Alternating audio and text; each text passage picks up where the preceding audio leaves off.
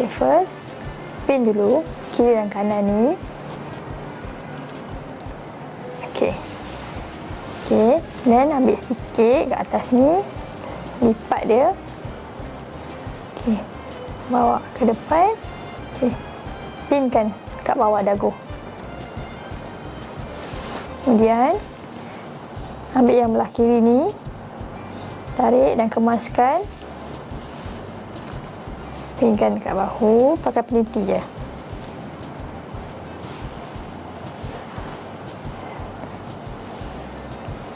Okay, so bahagian yang ni pun sama, lipat dia macam kipas.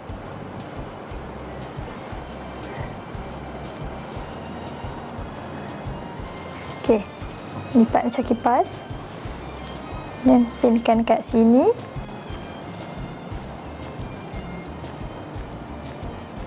Nak nampak cantik dan kemas lagi, kalau ada brush, okay, ni kita pinkan kat sini.